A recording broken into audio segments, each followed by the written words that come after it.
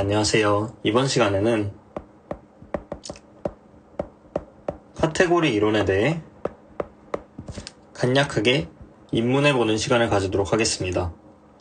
우리가 수학을 오랫동안 공부를 하다 보면 정말 다양한 대상들을 배웠을 텐데요. 대수학을 배우면 가장 먼저 나오는 그룹과 그 그룹에서의 바이너리 오퍼레이션 사이의 관계를 유지를 해주는 함수인 호모모피즘에 대해 배웠죠. 비슷하게 링과 호모모피즘도 배웠을 것이며, 선형 대수학에서는 벡터 스페이스와 리니어 함수인 호모모피즘에 대해 배웠습니다. 또한 위상수학을 배웠다면 어떤 위상 공간과 그 위상으로부터 정의되는 컨티뉴어스 맵에 대해서 배웠을 것이고, 미분 다형체를 배웠다면 그 미분 다형체의 스무스 스트럭처에서 나오는 스무스 맵을 어떻게 정의하는지도 배웠을 겁니다. 이런 것처럼 수학의 굉장히 많은 분야들이 우리가 어떤 집합에 원하는 대수적인 구조를 주고, 그리고 그 대수적인 구조를 유지를 하는 함수에 대해서 같이 배웠다는 것을 알 수 있습니다.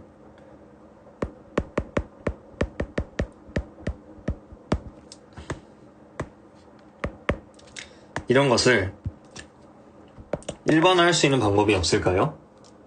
네, 있습니다. 바로 오브젝트와 몰피즘이라고 불러서 이를 하나의 카테고리라고 생각하는 것입니다.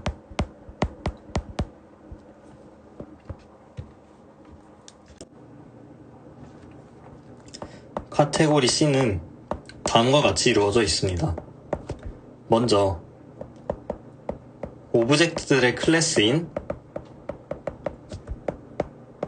오브젝트 C, 예를 들어 이 부분에는 셋이나 그룹, 벡터 스페이스 등이 들어갈 수 있겠죠. 그리고 오브젝트들의 몰피즘, 홈 C가 있습니다. 예를 들어서 셋일 경우에는 펑션, 그룹이나 벡터 스페이스일 경우에는 호모모피즘이 될 것입니다. 그런데 여기서 잠깐 왜 클래스라는 용어를 쓰는지, 왜 셋이라고 부르지 않는지 잠깐만 이제 언급을 하자면, 이것을 만약에 셋이라고 정의를 한다면 우리가 오브젝트를 셋으로 보면 이 OBC라는 거는 모든 셋들을 모아놓은 셋이 되는 것인데, 모든 집합을 모아놓은 집합이라는 게 존재할 수 있을까요? 러셀의 역설에 의하면 그것은 불가능합니다. 그러니까 너무 많은 오브젝트를 모아놓으면 이것이 너무 커져서 셋으로 잘 정의가 안 될 수 있는 건데, 그런 문제를 잠깐 해결하기 위해서 클래스라고 부른다라고 보시면 될 것 같습니다. 그리고 그 몰피즘 중에서도 어떤 몰피즘 F를 정한다면 이 F는 어떤 소스와 타겟을 가질 것입니다. 즉, 두 오브젝트 사이의 몰피즘이 되는 것이니까 이렇게 A에서 B로 간다라고 생각을 할 수 있을 텐데, 그런 경우 우리가 아는 함수 표현처럼 이런 식으로 표현을 하거나, 또는 화살표 위에 F를 그려줘서 이렇게 표현을 합니다.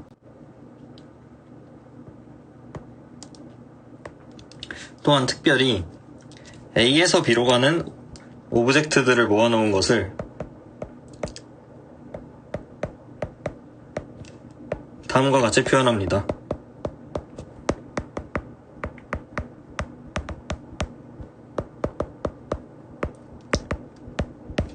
즉 F도 여기에 속하는 것이겠죠. 그리고 가장 중요한 것이 단순히 몰피즘만 있으면 되는 게 아니라 그 몰피즘 사이에 컴포지션이 존재해야 합니다. 이것은 함수의 합성과 완전히 같은 것인데요. 즉 B에서 C로 가는 몰피즘 하나와 A에서 B로 가는 몰피즘 하나를 컴포지션을 하면 A에서 C로 가는 몰피즘이 되는 것입니다. 그래서 F와 G를 F 합성 G로 보내는 것이죠. 그림으로 보면 굉장히 명확한 게 A, B, C라는 오브젝트가 있는데 A에서 B로 가는 몰피즘 G가 있고 B에서 C로 가는 몰피즘 F가 있을 때 F와 G의 합성은 A에서 C로 가는 몰피즘이 되는 것이죠. 그런데 우리가 화살표로 봤을 때는 이 합성의 순서가 살짝 어색하기 때문에 다음과 같이 화살표의 순서를 보존하도록 이런 세미콜론을 써서 이런 표기를 사용하기도 합니다. 또한 컴포지션은 다음과 같은 성질을 만족을 해야 합니다.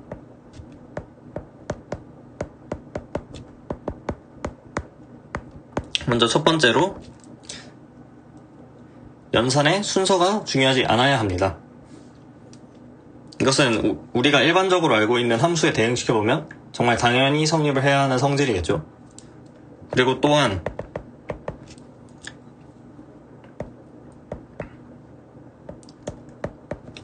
상등 함수가 항상 존재해야 되는데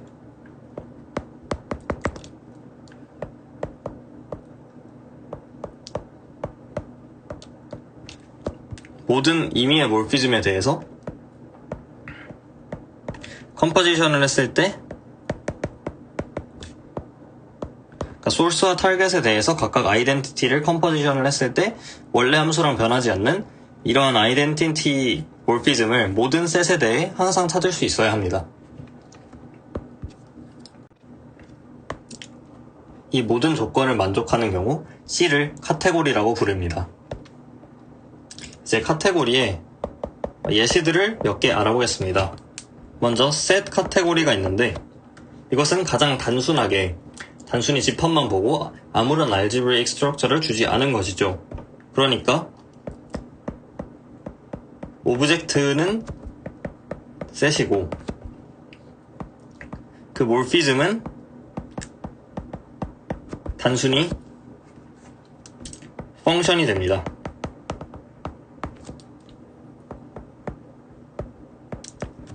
그룹 카테고리 같은 경우는 오브젝트들은 그룹이고 그 몰피즘은 호모몰피즘이 됩니다. 또한 토폴로지컬 스페이스들의 카테고리는 그 오브젝트는 토폴로지컬 셋이고 몰피즘은 컨티뉴어스 맵이 됩니다.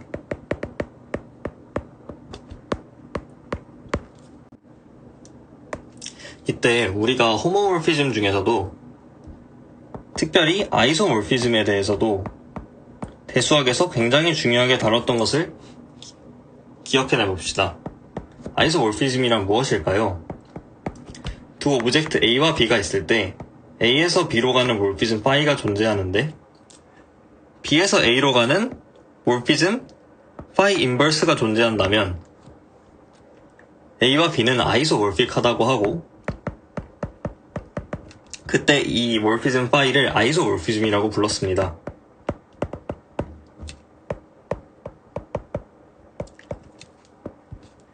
아이소몰피즘이랑 대수적으로 의미가 굉장히 간단한데요. 바로 A와 B는 이 algebraic structure 한에서는 완전히 동일하다는 뜻입니다. 즉, A와 B의 다른 점은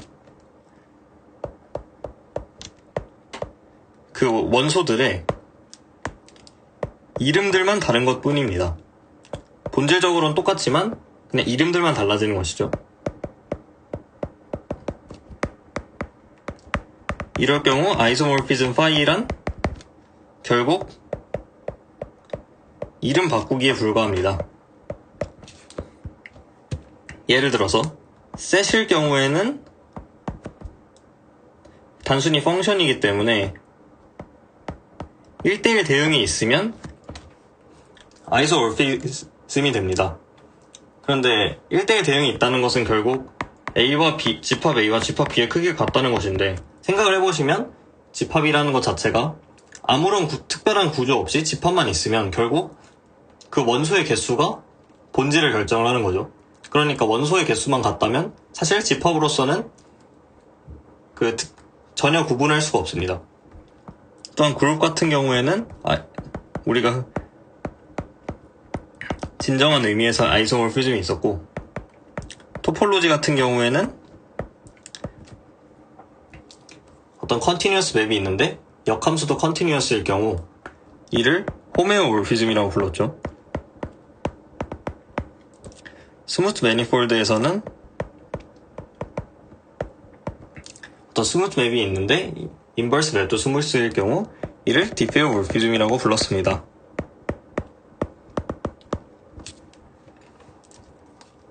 이처럼 우리가 원래 알고 있던 그 굉장히 반복되어서 나오던 그 몰피즘과 아이소몰피즘에 대한 개념들이 이 카테고리 이론에서는 하나로 깔끔하게 정리할 수 있다는 것을 볼 수 있습니다. 그럼 여기서 우리는 왜 카테고리 이론을 공부하는 것일까요? 우선 대수학을 공부하다 보면 오브젝트만 다르고 거의 똑같은 증명들을 복사 붙여넣기 한 듯이 이곳저곳에서 볼 수 있습니다. 비슷하게 다이렉트 썸 등을 거의 비슷하게 정의를 합니다. 이런 것들을 저는 대수학의 클리셰라고 생각을 합니다. 카테고리 이론은 방금 아이소몰피즘의 예시처럼 이런 클리셰들을 한 번에 묶어서 표현할 수 있습니다. 그러므로 새로운 카테고리가 생길 때마다 처음부터 모든 것을 정의하거나 증명하는 수고를 덜 수 있습니다.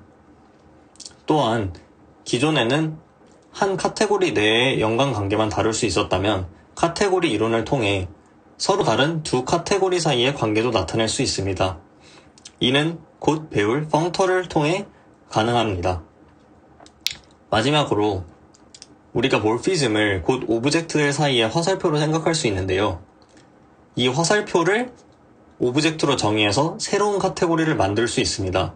한마디로 상황을 보다 고차원적인 관점으로 바라볼 수 있게 되는 것이죠. 예를 들어 벡터 스페이스일 경우 몰피즘은 리니얼 맵이 됩니다. 근데 리니얼 맵은 곧 행렬이죠. 따라서 우리가 선형 대수학을 배우다 보면 벡터 스페이스뿐만 아니라 행렬 자체를 흥미로운 대상으로 보고 여러 성질을 집중적으로 다루는데 이런 경우와 일맥상통합니다.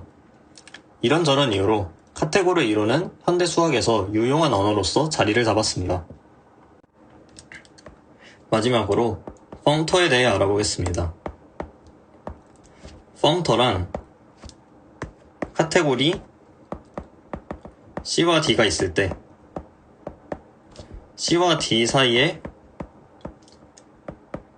스트럭처를 유지를 하는 함수입니다. 이때 스트럭처를 유지해야 한다고 했는데 생각을 해보시면 카테고리의 스트럭처란 본질적으로 컴포지션 로우와 아이덴티티 몰피즘 관련된 것밖에 없었습니다. 그러니까 이 펑터 F도 결국 이 두 가지 성질을 보존을 하기만 하면 됩니다. 엄밀하게 정의를 해봅시다. 우선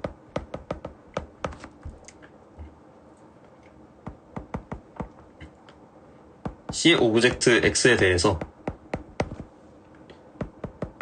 fx는 D의 오브젝트가 되어야 합니다. 그리고 어떤 C에서의 그 X와 Y 사이의 몰피즘 F에 대해서 스몰 F에 대해서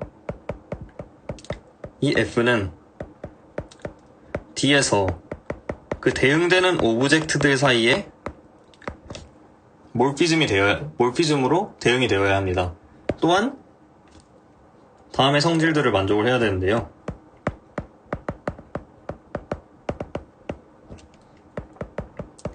아이덴티티 맵은 항상 아이덴티티로 대응이 돼야 하며, 컴포지션을 한 이후에 대응을 시킨 것과 대응을 하고 컴포지션을 한 것이 같아야 합니다. 이렇게 언어로 보면 추상적일 수 있지만 사실 그림을 보면 굉장히 단순한데요. 우선 오브젝트 C라는 영역에서 이렇게 X와 Y가 있고, 또 오브젝트 X, Y, Z가 있고, 이 사이에 몰피즘 F와 G, 그리고 합성된 컴포지션이 있다고 했을 때, 이것이 오브젝트 C 영역에서 일어나는 일이면 이 오브젝트 D 영역에서 일어나는 일로 펑터가 대응을 시키는 것입니다. 즉 펑터가 대응을 시켜서 모든 오브젝트와 모든 몰피즘들을 D에서의 언어로 대응을 시킵니다. 이 그림 자체를 유지를 시켜야 되는 것이죠. 이런 식으로 그림을 유지하는 대응 관계가 있으면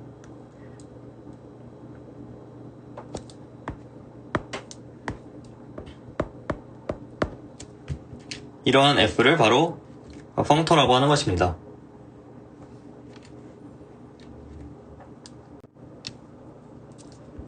이제 펑터의 예시를 한번 들어보도록 하겠습니다. 우선 그룹 G가 있다고 생각을 해봅시다.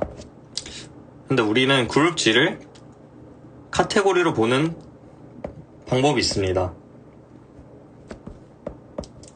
먼저 오브젝트를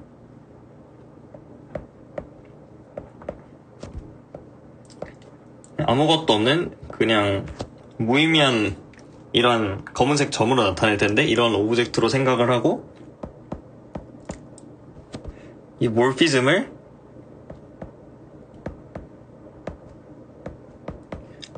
G의 원소들로 생각을 합니다.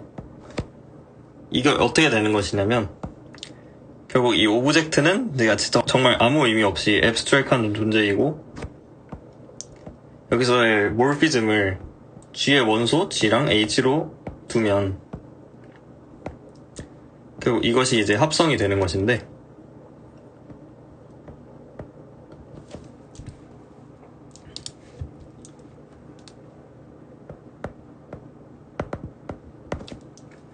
그럼 이게 결국 세미콜론에 대응이 되는 것이 그냥 그룹 사이의 연산으로 본다면, 이 그룹과 이 그룹으로 만든 카테고리는 그냥 완전히 똑같은 구조를 띠는 것을 알 수 있습니다. 그러니까 그룹 사이의 연산이 컴포지션으로 대응이 되는 것이죠. 근데 그룹을 이렇게 봤을 때 이 그룹의 카테고리에서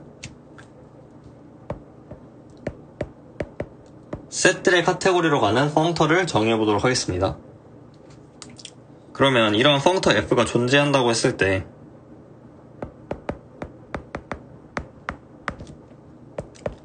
우선 이 오브젝트가 어떠한 셋 X로 대응이 됩니다.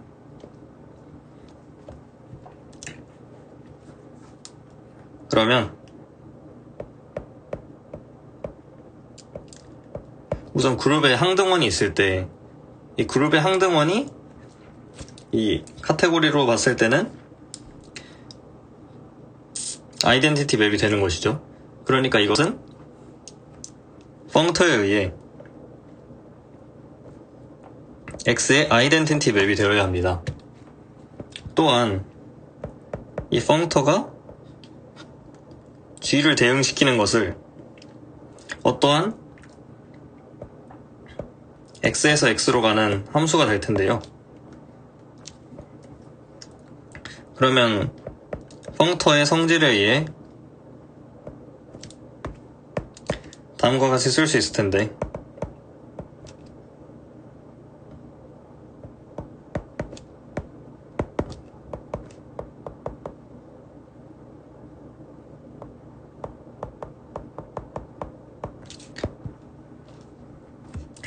그 말은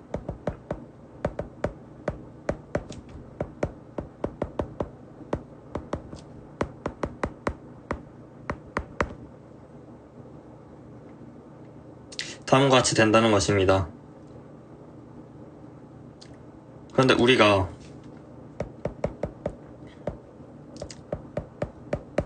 이것을 다음과 같이 쓰도록 약속을 하면 결국 여기서 이야기하는 것은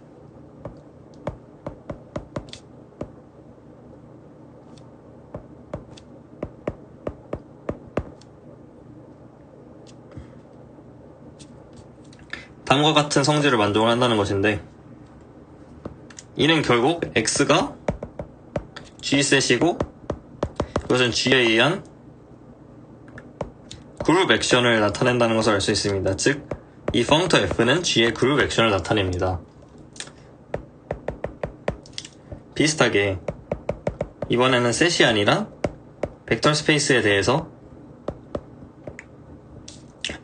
펑터를 대응을 시켜보면,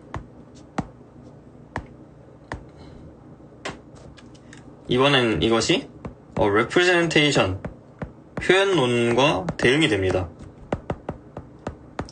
이처럼 펑터를 이용해서 기존에 알고 있었던 이론들을 표현할 수 있다는 것을 보였습니다. 시청해주셔서 감사합니다.